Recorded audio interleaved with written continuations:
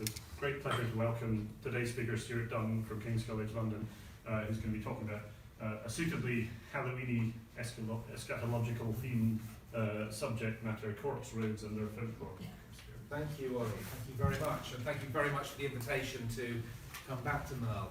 So, as Ollie explained, I started out as a Aegean prehistorian, particularly interested in scientific dating methods and mapping, which is absolutely fascinating, but very difficult to get a job in or to get a mortgage if you are working in research in that area. So it is for that kind of reason that my interests broadened, and I now, as Ollie says, work at the Department of Digital Humanities at King's.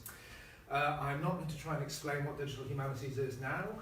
Please come and find me afterwards if you would like to have that discussion. I will then give you the contact details of 10 of my colleagues who will violently disagree with my definition and give you a rounded view of what this is. But essentially, one of my core interests is movement and mobility through landscapes and how we can use various means, digital and non-digital, to map and understand those movements. And one application of this, one kind of sort of constellation of methodologies and subject areas, which I stumbled across a couple of years ago while actually reading a history of the Ordnance Survey, was the idea of the corpse road, the kind of the ways in which bodies, coffin parties, traverse landscapes, and how this kind of culturally elaborates those landscapes in the process. Now, a lot of the thinking and the that's Halloween. Okay, well, I was going to move on to this slide anyway. It's not going to happen every time. Now, a lot of the thinking around this kind of area begins in the 17th and 18th centuries, when there is this resurgent interest, or emergent interest, should I say, in mapping and understanding the countryside and expressing that understanding in this wonderfully exciting new medium of movable print. And I'm particularly struck by the dichotomy identified by this gentleman, Peter Heylin, who was a high church Anglo-Catholic clergyman who was persecuted by Cromwell's Puritans for his Anglo-Catholicism.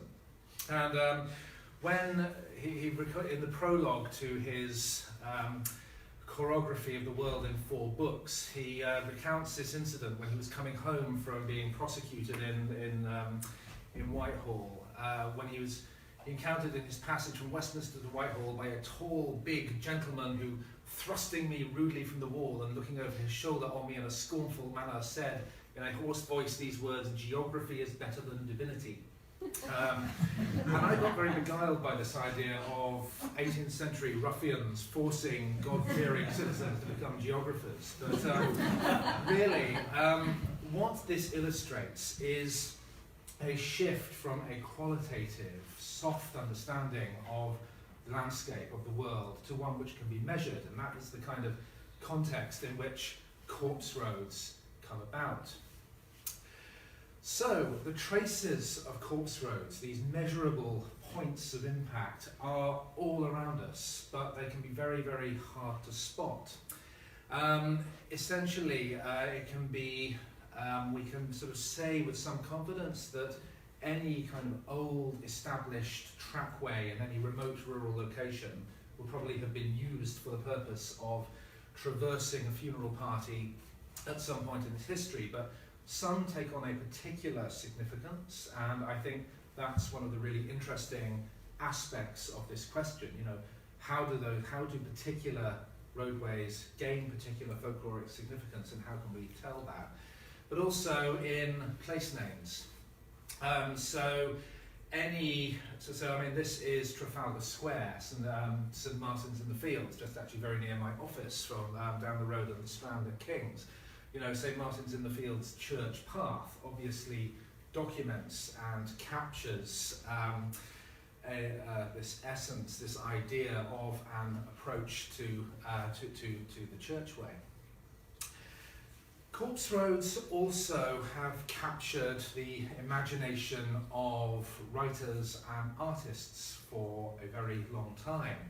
I mean, there are numerous murder mystery horror thrillers out there which adapt and draw upon the mythology and the folklore around roadways which have taken on a particular significance as a result of coffin parties using them.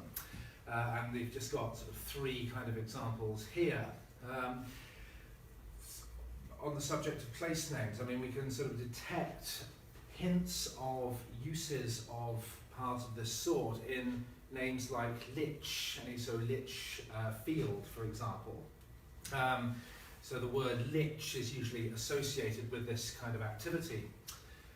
But the go-to quote for anyone, for the relatively small number of people, I guess, who have looked into this area in any detail is Midsummer Night's Dream, Act 2, Scene 3, when Puck, in one of his soliloquies, I always have trouble with that word, says, it gives out this verse, you know, now it is the time of night when the graves all open wide, everyone lets forth its sprite, in the churchway paths to glide. I mean, this quote is all over the literature around sacred routeways.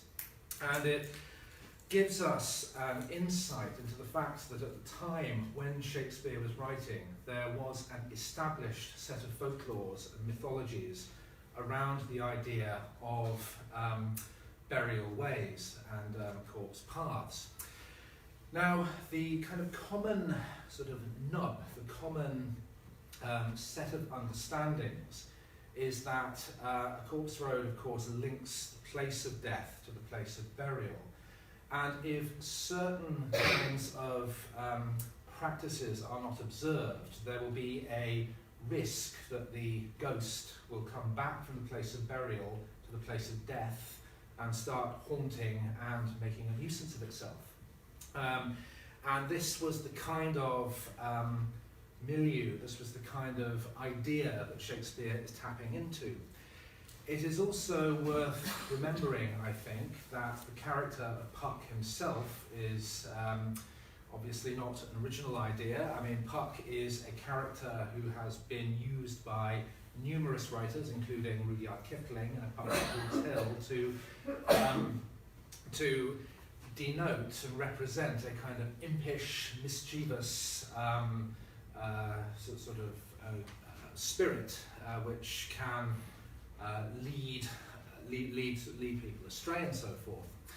So there are various characteristics partly to do with the funeral process itself, through which the body is borne along the corpse road. The tradition, for example, of feet going first is one of them. This helps to prevent the spirit from walking backwards because it's walking to the place of burial rather than away from it. It was widely believed that the spirit could not cross running water, so quite often you would have burial parties going out of their way to cross a bridge, cross a river, in order to kind of prevent the spirit from coming back and again haunting and so forth. So there are all these different kinds of sort of aspects, these kinds of ideas associated with the notion of the corpse path. So to sort of understand these in a little more detail, I think it is a good idea to look at some slightly more empirical evidence, which are, by which I mean the nature of burial locations themselves. So, the history of the churchyard is a very long and complex one in Western Christendom. I myself am not a churchyard archaeologist or historian, I have to be absolutely clear about that. I am very much riding on the coattails of others when I talk about this aspect of corpse roads. But the idea of the churchyard, the sanctified space where burial takes place, is an idea, as far as I understand it, which emerges first in the early medieval period, when, of course, permanent stone churches are starting to proliferate more than previously. Most far-flung hamlets and rural settlements were served by their own church, but there is always a mother church which retains the right to bury, to bury the dead in its own churchyard, mainly for financial and reasons of power. I mean, funerals then, as now, were not cheap businesses, and the fees associated with burial were claimed by the mother church. So this was what necessitated the process, the necessity of conveying, your deceased from your village to the mother church for burial. So, there is really quite a solid socio-economic reason at the root of it all. Now, another aspect of the churchyard, as every schoolchild knows, is of course the yew tree. And any country churchyard, of course, is likely to have at least one yew. Now, in the case of very old yew trees, the heartwood in the middle rots away, which means methods of dating via tree rings, dendrochronology, can't be very easily applied. So the actual date of these trees is not actually very easy to establish. Some of them, however, are clearly very, very, very old, and some studies based on the less scientific methods of observation, for example, measuring the girth of the trunk, indicates that the yew trees actually predate the church with which they were associated. And in some cases, they predate even the arrival of Christianity into the British Isles. So, yew trees and the place of burial obviously go together in a way that don't necessarily match up with purely Christian burial practice. Oops.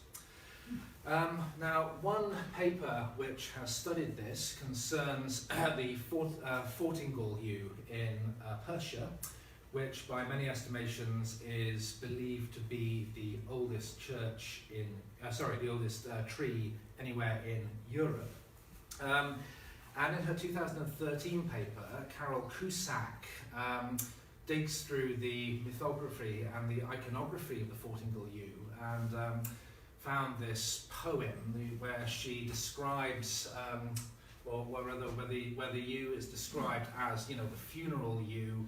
How many fond and tearful eye hath hither turned its pensive view, and through its dark leaf sought the sky. So there is a connection being made here between the sky being visible through the branches of this yew tree and the sort of inferred promise of everlasting life afterwards. And what we have here in this illustration is a funeral procession actually passing through the decayed twin trunks of the yew tree here, and this was apparently part of the funeral practice in that particular place. The procession would actually physically pass through the tree. Now, another very famous churchyard yew tree is the great yew of Selborne, which was made famous by Gilbert White, who was the clergyman of Selborne and wrote a natural history of the antiquities of Selborne in 1789, which is this magisterial work of antiquarianism, of this detailed observation of his parish, effectively, of all of its flora, its fauna, its topography, its geography. And he describes there the fact that even back in 1789, the Selborne yew was obviously very, very old, and he sort of writes this description of it. And I'm not going to read out all the text from all my slides because I know how tedious that becomes when a lecturer does that. So I'll just let you sort of take that in. But one could note that he says this is a male tree, but quite recently it was observed that the yew had actually thrown out a branch that was growing berries, and is therefore, in its great advanced years, is actually undergoing a sex change for some reason. Not my words. That scientists in the Edinburgh Botanic Gardens did use that very phrase. But in 1990, in the gales of January 1990, it blew over, or at least a very large part of it did. And the root ball was investigated by archaeologists, and in their report of this excavation, David Allen and Sue Anderson tell us of the 12 articulated skeletons that they were able to identify. Grave 5 was the earliest and stratigraphically the deepest, and this also contained disarticulated human bones. And then they say that clearly it was not the first grave in this general area. That's my emphasis there. So this suggests that there are burials going back sort of at least earlier than the Christian period being attracted to the yew tree. And clearly if the roots of the tree are able to tangle up in those earlier skeletons, obviously the burials were later than the planting of the tree itself. So this lends some credence to the idea that features like yew trees sort of helped attract burials. It provided marker spots which attracted people to bury their deceased next to them. Why, of course, we can't speculate, but this does show the very kind of early, rather complicated history of these locations. Moving on a little later, we can start to see the significance of corpse roads, corpse routes, being marked in relatively practical ways. Now, of course, one aspect of being part of a coffin party is that it is extremely hard work, especially if you are traipsing over countryside in all weathers with this very heavy coffin. It is a necessity that from time to time you are going to need a rest. And so in certain places you actually get specifically designated flat stones there for the purpose of resting the coffin on, while the pall-bearing party actually takes a breather. This is the Rydell stone in Cumbria, which is very famous for its corpse roads, and I'll be coming on to that a little bit later.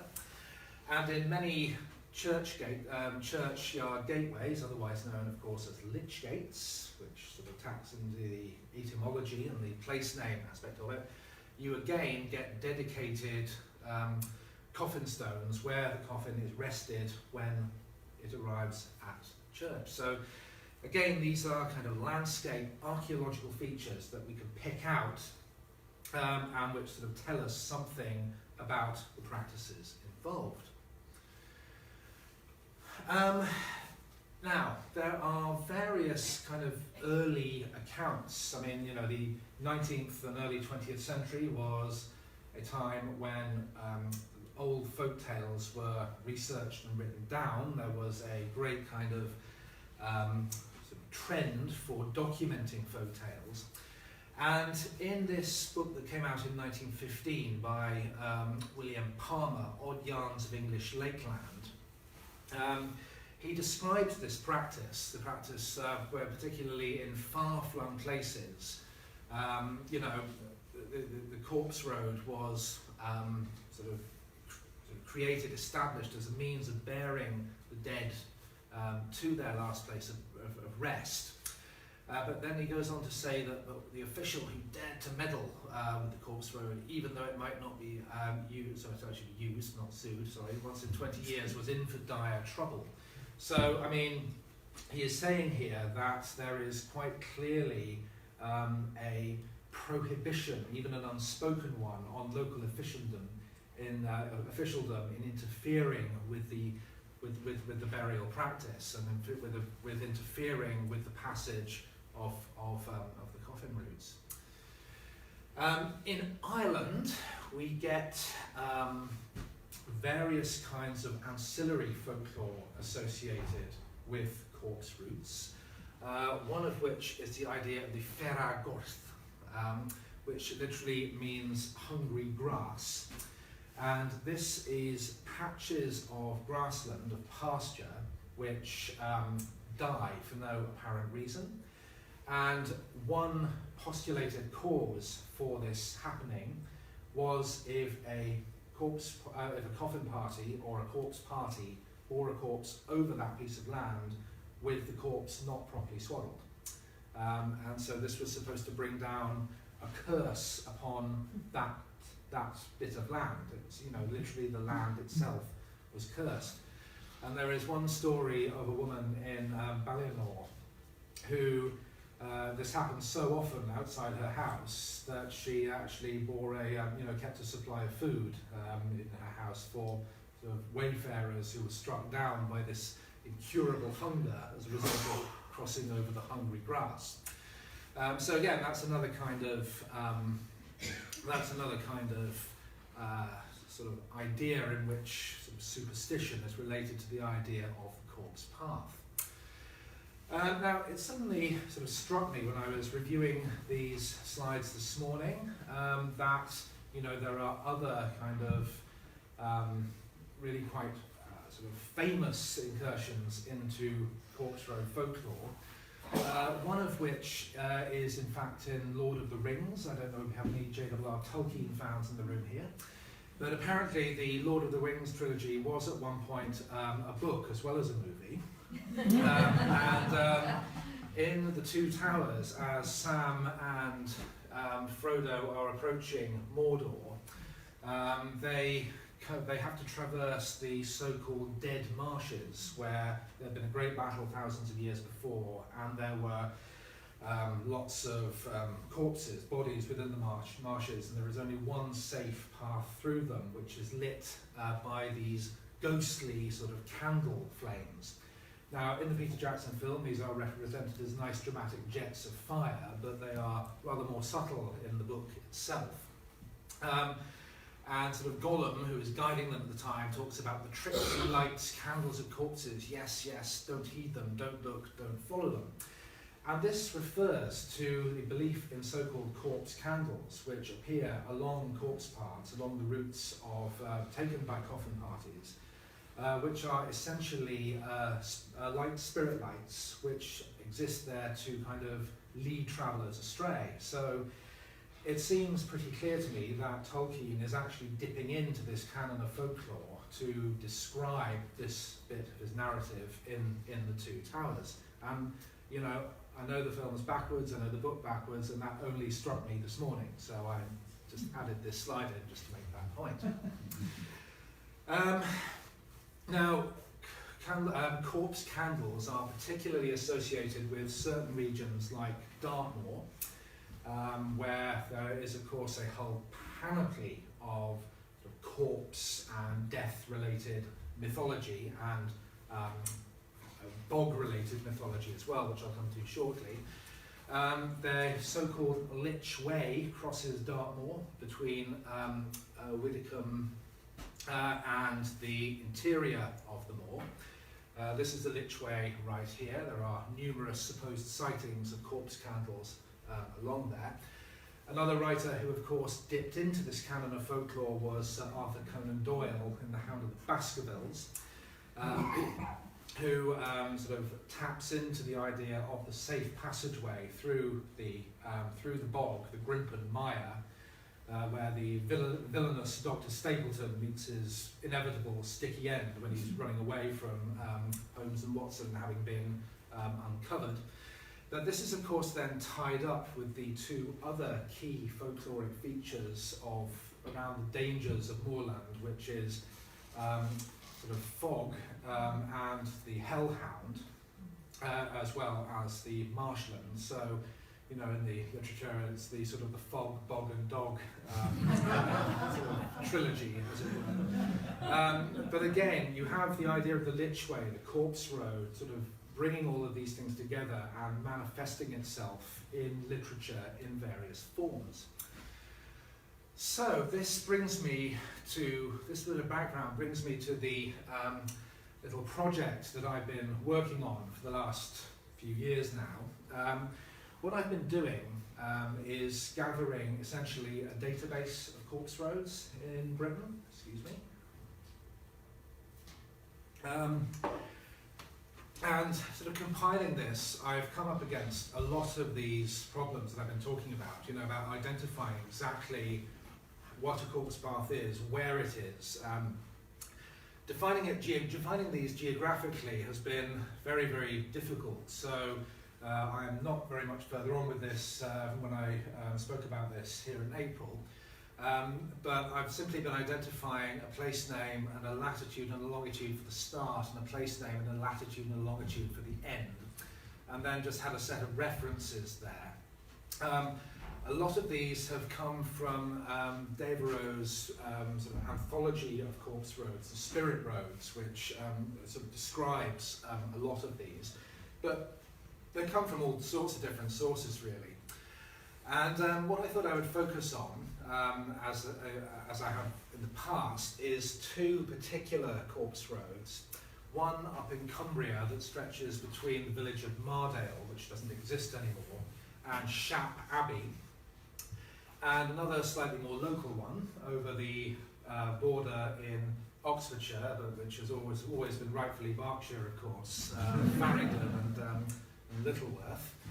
And I thought I would just sort of look at these in a little bit more detail, because they kind of represent different aspects, different geographical aspects, different topographical aspects, and there are various different things we can say about them. So I thought I would just sort of talk a little bit about them. So Cumbria, as I've said before, is a particularly fertile area for corpse road folklore. Why this is, I don't know.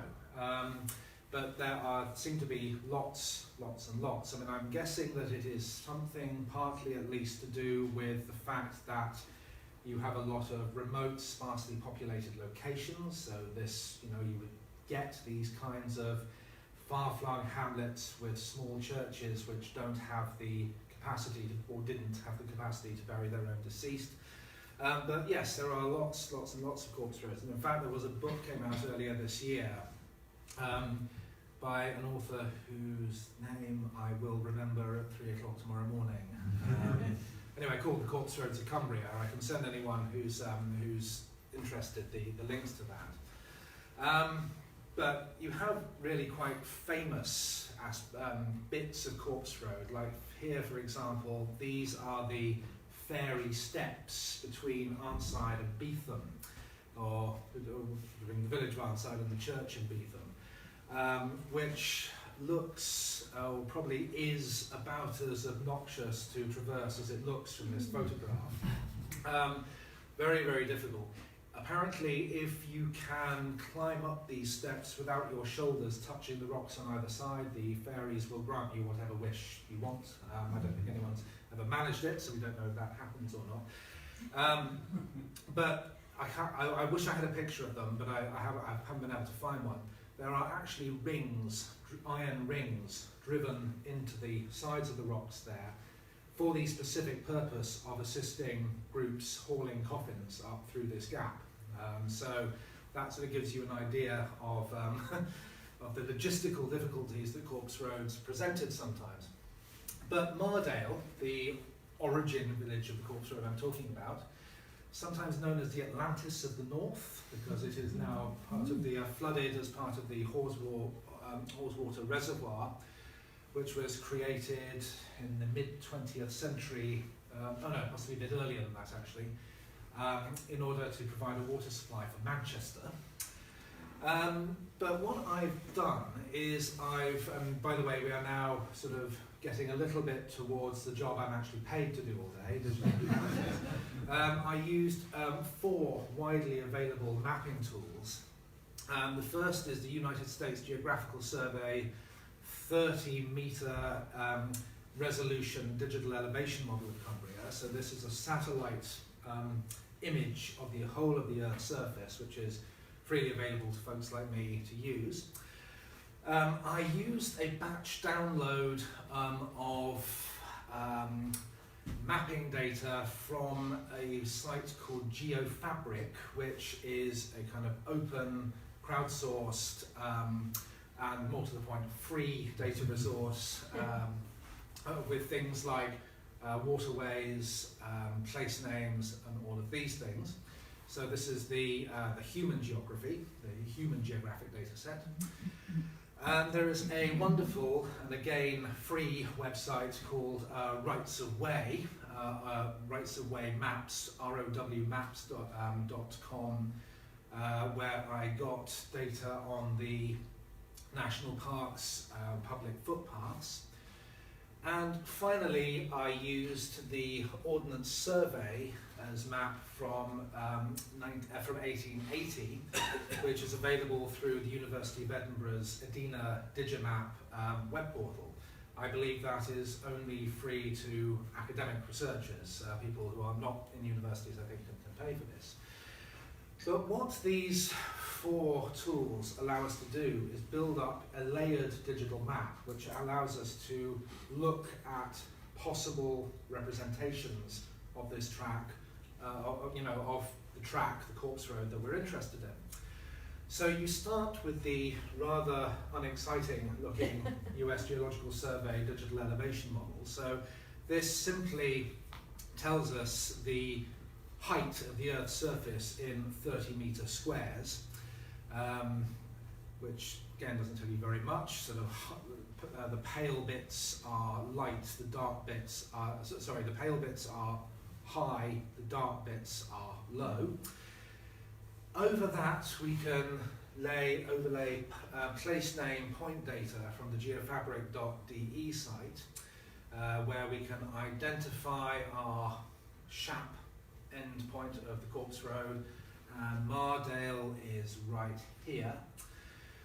You can then add on the waterways, also from Geofabric, so things start taking shape a little more here, as you can see.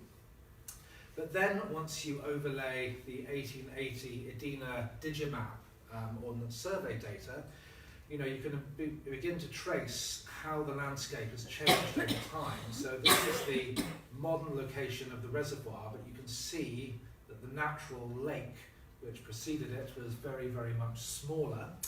And you can also see, if I zoom in, that Shap itself is clearly marked on the map, but now under the modern reservoir. What one can then do is overlay the rights of way data, which allow one to kind of begin to trace the western section of the corpse path referred to elsewhere, and the middle section right here. There is Shap Abbey.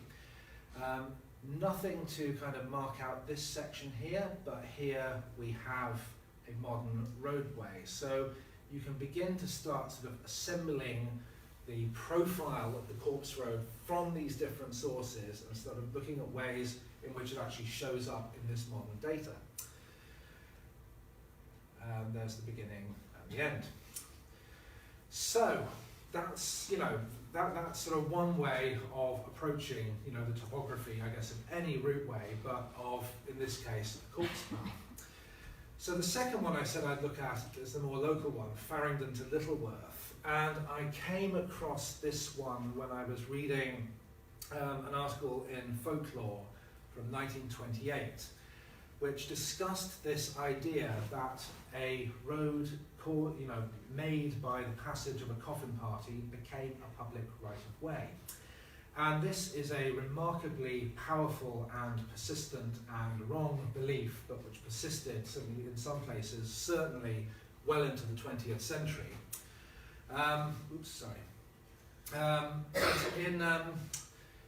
In one of the responses to this article, which came from a certain L.R. Phelps of Oriel College, Oxford, Phelps talks about this tradition that he heard when he was growing up in Kent, that farmers were kind of expected by tradition to leave basically one furrow's worth of land next to the hedgerow unploughed, specifically to allow the passage of coffin parties over ploughed land. And his idea, his thesis, was that this was linked to this erroneous idea that the passage of a coffin party led to a public right-of-way being formed. And now I say that this is a very persistent belief. It persisted apparently to the 1970s, indeed, in some cases or other. When I gave a talk about this earlier this year, actually the author of this letter was in the audience and contacted me afterwards. And he said, or he came up and spoke to me and said that, he'd had this note in Folklore published in 1977. And where he lived, there was a sign at the end of the road which said, among other things, because it was a private road, funerals and hawkers prohibited. So, his theory was that this was because, if a coffin party was allowed to traverse this private road, the rites associated with that road would change. Is that true or not? I don't know, but possibly. But anyway, back to Farringdon and Littleworth. Both settlements appear on early maps of Britain, of England.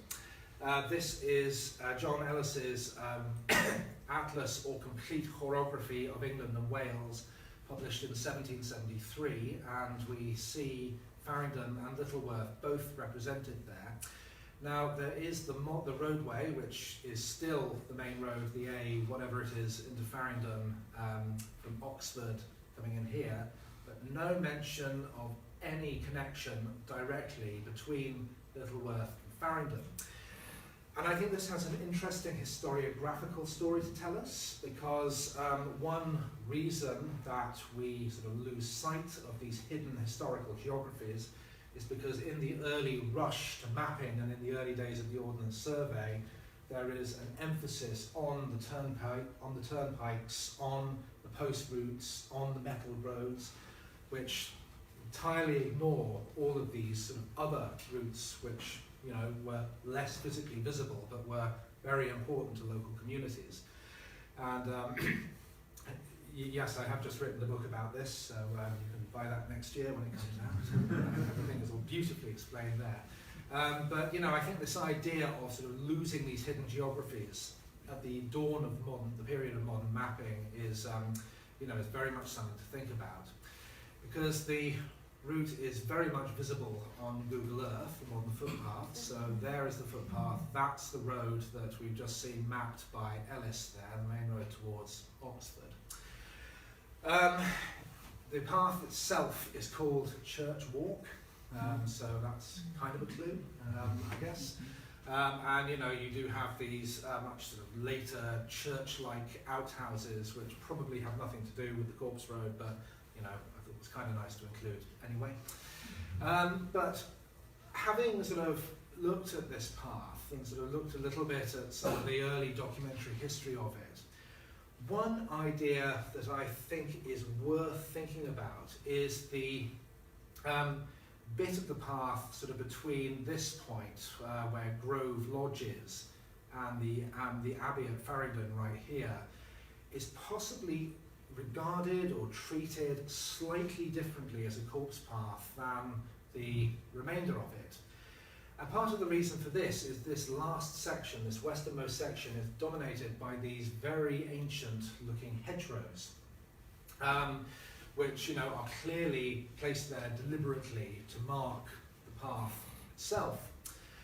And I think if you place this observation next to L.R. Phelps's observation about beer balks, these wider strips of turf left between plowed strips of land in certain places, especially for funeral ways, I think that probably makes kind of sense. There is a sort of evolution of the pathway which has been left deliberately unplowed, and this has kind of grown or developed rather into this much better defined pathway.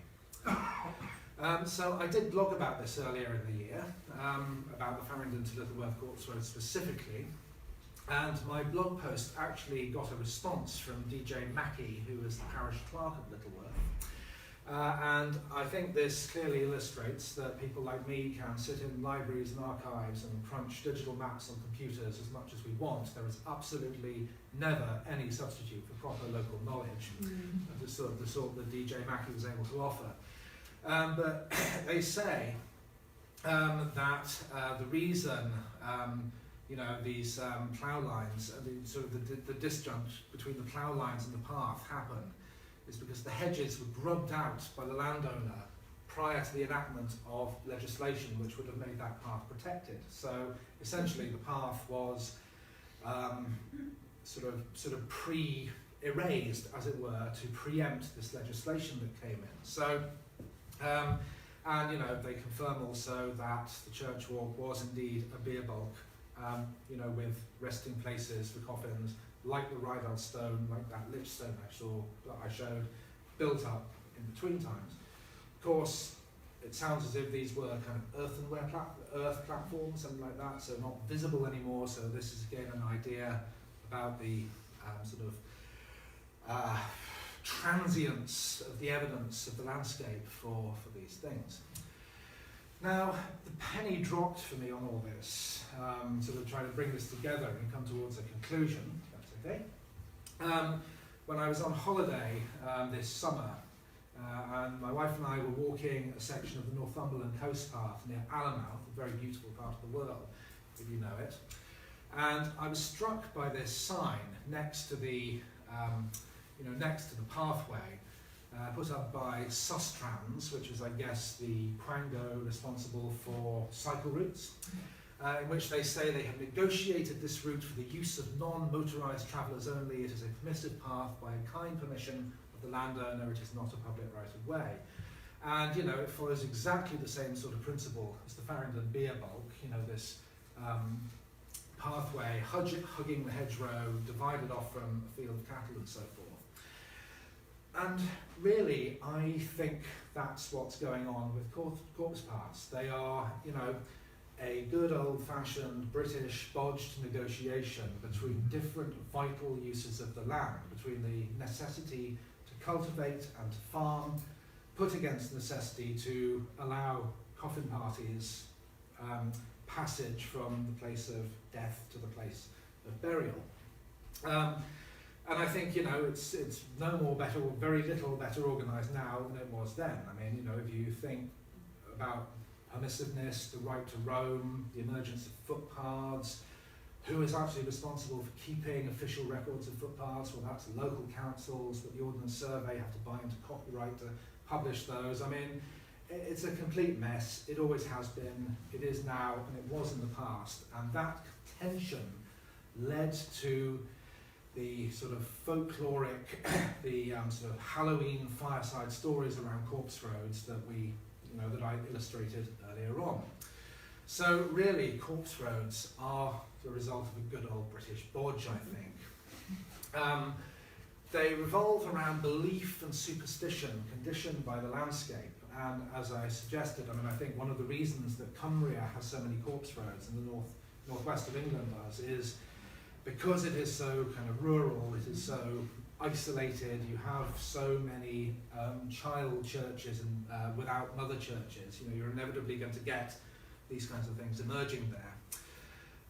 The types of evidence are, you know, very disparate, scattered all over the place. Observation, local knowledge, landscape data and so forth. And really this challenges conventional bird's eye ways of looking at landscapes, I think, which we've become very prone to in the age of Google Earth and Geographical Information Systems. And, you know, I guess as somebody who works in the Digital Humanities department, I'm probably trying to bring down the system from within and, sort of move the emphasis away from that kind of mapping and try and sort of re-inject some of these local qualitative observational factors which Peter Heylin came up against when he was accosted in the streets of Whitehall in the 18th century. So I think I'm going to sort of wind down there. Thank you very much for listening. I'll have to take any questions. I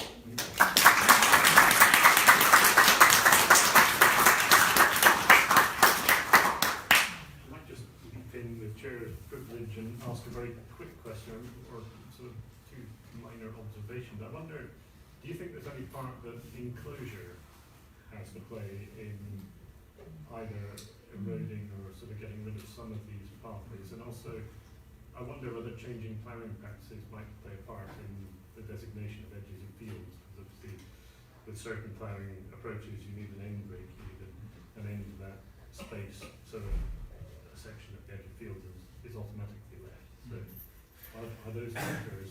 I would say, yes, definitely enclosures would certainly be a factor. Because, there is a kind of assumption that there is access to land which is determined only by farming practices rather than by title deeds of ownership and so forth. So, yes, and I think, that's kind of related to the point about mapping practices like Ellis's that emerge at this point. The idea of quantifying, that's led to the enclosure practices of quantifying ownership and so forth.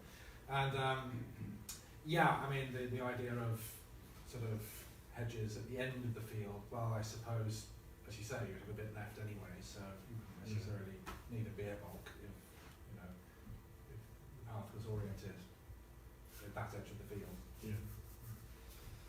I'm sure there are lots of questions. Okay. Are these only for moving people by foot, or is there any evidence that they had to become suitable for animals or other kind of vehicles? Generally, poorer people would only have the option of moving coffins by foot. Again, as I sort of showed with that map, with Ellis's map, a lot of the settlements were not on the metal road network anyway, so it wouldn't have been possible to use a horse and cart in the earlier phases. Leaving a fire around the edge of a field doesn't seem wide enough, because if you're walking in a coffin, I would assume you have two men standing side by side carrying a coffin on their shoulders, which is what, about 4 foot wide? Would you need about 3 or 4 fire routes? I guess the correspondence of Phelps and Weeks doesn't specify how many beers a beer bulk is comprised of. My interpretation that only one was left. Again, maybe it's this issue where the flowering wouldn't necessarily go right up to the hedge, to the hedgerow anyway. I'm not quite read up on the exact mechanics of that, but so I guess in theory a beer bulk could comprise of more than one furrow. It would affect the widths of between hedges if you've got. Yeah. I wasn't quite sure how long some of these things are, because I couldn't tell from the map how many miles or whatever might be between the mother church and the child church. I think it varies hugely. Somewhere like Dartmoor, you're looking at 12 to 17 miles, which, is, in the case of Churchway, is a very long way, particularly in Dartmoor weather. But Farringdon to Littleworth is certainly less than 2 miles, so I think it varies hugely. One thing I should maybe have said a bit more just on that point is one theory that I was working on is that the approach, like the last section of the Corpse Road is likely to have been the bit which garnered the most kind of folkloric significance, because that's the point where the villagers are going to sort of see the coffin approaching. So that might partly explain why you have hedgerows only on that western section of the Farringdon to Littleworth, but that's speculation. Presumably that's also the bit that everyone has to pass down, because depends where you die. Yes. Would you have a sort of, presumably you could outline settlements, and then you have corpse roads converging to a main corpse road? Would you have that sort of tributary type of corpse road there? Yes, you would. Again, all these things are quite difficult to trace. That's why in the database I've started, I've only begun with beginning points and end points, but I would very much like to put intersection points in as well. But that's for when somebody funds me to do this. And there's one here and then one at the back. Might be a silly question, but that picture of the notice on St Martin in the Fields Churchway, that's on the church itself, is it the very end of the... It's just on the corner of Trafalgar Square, just about 20 yards from the entrance or something. Look next time. Yes. There was one at the back. I thought it was very interesting what you were saying about these resting points. Is there there any evidence that they were deliberately constructed, or are they making use of naturally occurring features like large stones? There's certainly evidence that, you know, in places, well, like the Rydell stone, for example, you know, there does seem to have been a deliberate placing of the stone for that purpose, yes. Again, I think with the church warden's comments, it's quite difficult to infer exact cause in a lot of cases. But in cases there are, such as Rydell, then yeah, there does seem to have been a deliberate intention to have a stone there for that purpose. Certainly in the case of the lich gates, you know, obviously. Yeah. Sorry, me again. If you're starting a search for a new one, is it an idea to start from the ground and just have a look at the features? Or if you know of a footpath and you think, oh, that might be one? Or do you actually go back into records and say, okay, here's another church and here's a community without a church, and there must be something between them? There are multiple entries into this field. I think probably the thing to do would be to start with obviously old footpaths to obviously old churches. I mean, I got very excited when I discovered that the you know, out in Harbourfield there's a Church Road, I think it's called, linking the two roads towards Harbourfield with Harbourfield Village. But of course, Harbourfield Church is probably not in the 19th century, something like that. So probably not old enough to have a corpse road, because these kinds of issues don't come up after the 19th century. But the old Harbourfield Church, maybe, yeah. Sorry. I was wondering how you can distinguish it necessarily from just local paths that lead to the church or long routes. That's exactly one of the questions. I mean, as the sort of folklore examples I cited earlier on sort of show, a significance does attach itself to corpse paths. But what the difference between a corpse path and simply a path for approaching the church is, you know, it's a porous boundary, basically. It's not like a taboo type thing that you have to have a separate. You don't think it's some. I don't think so. No. Probably more of a just the best route. Yeah. I might leap in with another thought or question. Two things. One, are these peculiar to Britain? Because you mentioned them as being British bodge job. I mean, is that something you get elsewhere in Europe, elsewhere in the world? And also, how many of them necessitate passing between things in that way? Because that seems a sort of very visual, significant thing. Either passing through a tree or up through that, you know, the theory.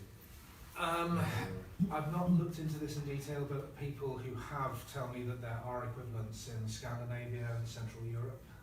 So yes, I mean there are Viking corpse roads in Sweden, for example. It's not something I've looked into. I would like to, but it is, yes. When I talked about the good old British bodge, I mean that was really the kind of the British approach to this issue, and I certainly think they do occur elsewhere from And the passing between things, is that? Sorry, Sort of passing between things, so up through the fairy ladder, or through a tree, or down through two very narrow hedges. Or yeah, I mean, I don't think there is. I mean, sort of the Dartmoor example would suggest that that isn't a prerequisite. But if you have a feature like the Fortingall Yew, you know, which is a feature of the path, then that will likely become a focus for belief in certain different ways. Is there any last question? Can we go back to the hedges? Yeah. Were you thinking that might have been a corpse road before the hedges were planted? Because the hedges were probably planted right at the time of the enclosures. And well, because they wouldn't be older than that, would they? the inference I have, or the inference I would take away, is that, you know, the idea of church walk between Littleworth and Farringdon is probably of some antiquity, and I would imagine, you know, if my speculation is anything like anywhere near the mark, the hedges would have been at least partly a result of that. So, yeah, They looked planted. yes, exactly. That's exactly my point. They look deliberate. So again, it's a lot of it's speculation, but. And maybe one more question. Yeah, I just had a question at the time, but we moved on. Obviously, it's not so relevant. But the relevance of the yew tree. Yeah. Can you say a little bit more about why the yew trees were there before the churches? What's the significance of yew in the idea of burial? I wish I could say more, but I was really just sort of going on the fact that there was some archaeological evidence which possibly links burial practices to the site of the yew tree, at least right at the beginning of the Christian presence in Selborne. The speculation, I mean, Alistair Moffat, his book The Hidden Ways, he talks about this. One can speculate that a yew tree as a focal point attracted burial. Why, there is absolutely no way of knowing. Very quickly, before we thank Stuart for an absolutely fascinating seminar, I just want to reiterate that I will be making a fool of myself and potentially other people at the Folklore on the 20th of November. Next week we've got the Merrill Lecture in the evening, so do look on the website for details of that. And also 2 weeks from now we have Adam Lyons, our reading room supervisor, talking about the Lake District and Wordsworth.